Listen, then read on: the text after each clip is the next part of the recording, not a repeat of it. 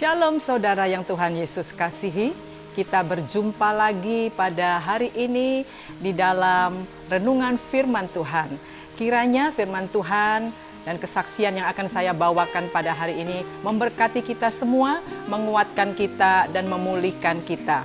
Saudara yang Tuhan Yesus kasihi, di masa-masa sulit saat ini, hampir semua orang, baik orang percaya maupun orang yang belum percaya, merasakan dampak dari wabah corona di negara kita, bahkan di seluruh dunia ini.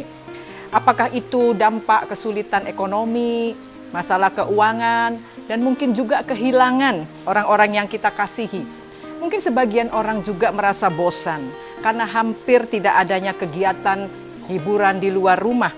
Semua acara penting terpaksa ditunda. Liburan yang sudah direncanakan batal.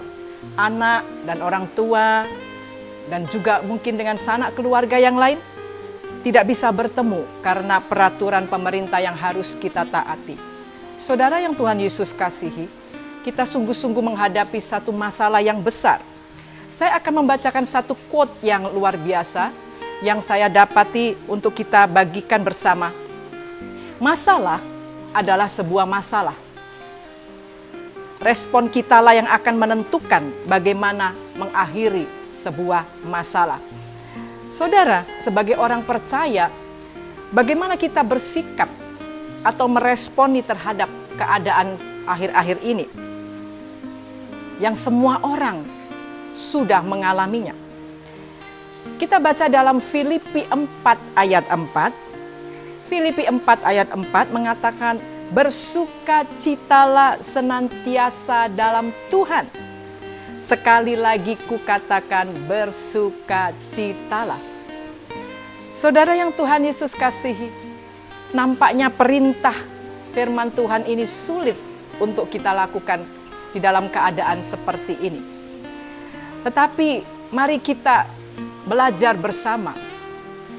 Apa definisi bahagia dan sukacita itu sebenarnya? Orang yang berbahagia bukan karena semuanya berjalan dengan benar dalam kehidupannya. Orang yang berbahagia karena sikapnya dalam menanggapi segala sesuatu dalam kehidupan dengan benar. Nah, jika kita sudah mengetahui definisi bahagia dan bersukacita, maka perintah Tuhan dalam firman Filipi 4 ayat 4 tadi tidaklah sulit untuk dilaksanakan. Lalu bagaimana cara kita memperoleh kebahagiaan dan sukacita itu? Saudara yang Tuhan Yesus kasihi, sukacita dan kebahagiaan itu tidak bisa dijual. Bahkan tidak ada nilainya, tidak ternilai. Karena bahagia dan sukacita itu sebenarnya sudah diletakkan Tuhan di hati yang terdalam di setiap hati manusia. Tugas manusia adalah mengaktifkan bahagia itu, sukacita itu, yang sudah benihnya ditaruh oleh Allah di dalam hati kita. Mengaktifkan sukacita dan bahagia itu yang pertama dengan cara mengucap syukur. Mengucap syukur di sini bukan saja dengan bibir kita, tapi dengan tindakan sehari-hari. Ketika kita masih sehat saat ini di tengah wabah yang begitu melanda di seluruh dunia, ketika kita bisa bekerja, ketika kita masih bisa makan, ketika kita masih bisa berkumpul dengan keluarga, mungkin dalam keadaan yang sederhana, mungkin di dalam keadaan yang sekeliling kita banyak menghadapi keluhan dan masalah, kita wajib mengucap syukur. Ketika kita mengucap syukur, kebahagiaan itu akan timbul dengan sendirinya. Saya akan memberikan satu contoh, saudara. Ketika wabah melanda ini, saya punya seorang tukang pijat langganan. Dan tiba-tiba saya mendapat pesan WhatsApp dari tukang pijat langganan saya.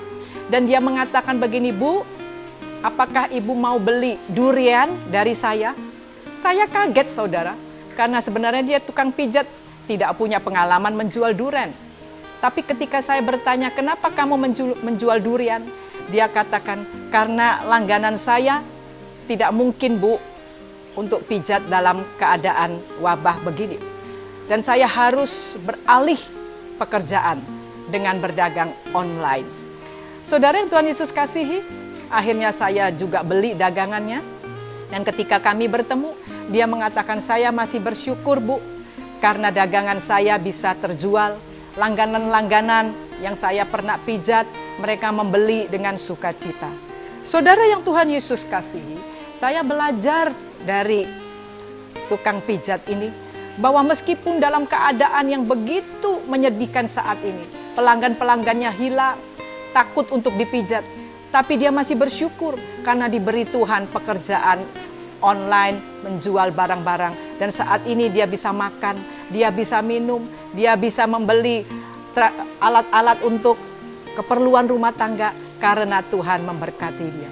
Dan dia tetap berbahagia di tengah pandemi corona ini.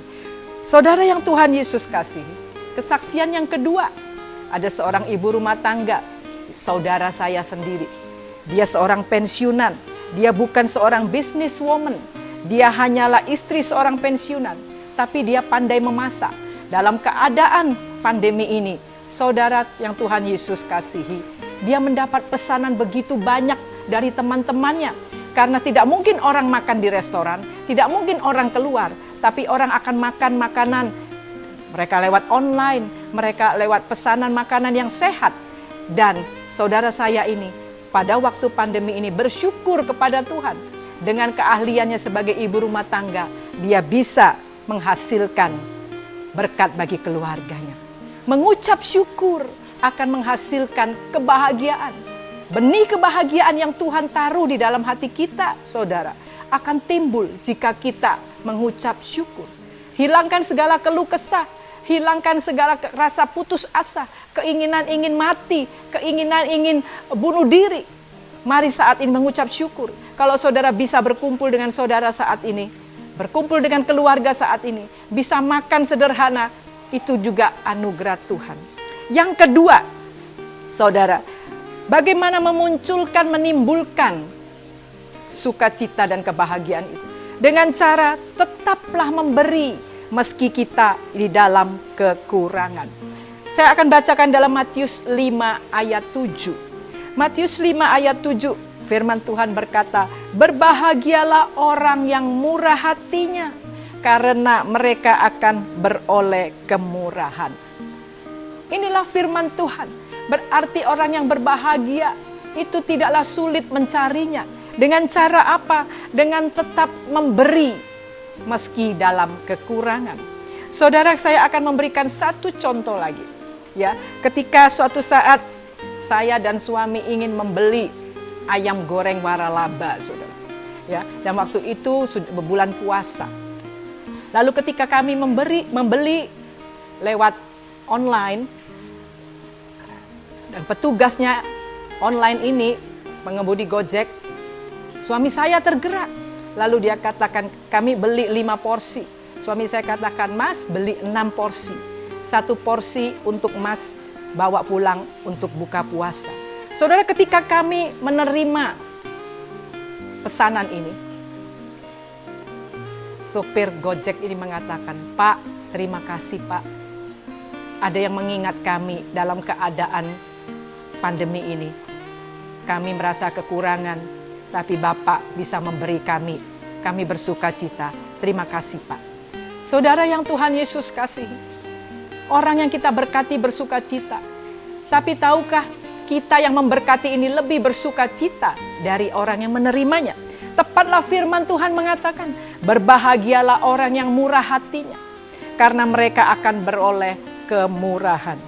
Saudara yang Tuhan Yesus kasihi, apakah saudara ingin menjadi orang-orang yang berbahagia meski kita berada di tengah-tengah masalah berat saat ini? Mari miliki respon yang benar sesuai firman Tuhan. Sebagaimana tertulis di dalam firman Tuhan, yang berbahagia ialah mereka yang mendengar firman Tuhan dan melakukannya dengan setia. Saudara, sekian firman Tuhan, mari kita melakukannya dengan setia. Amin. Tuhan Yesus memberkati.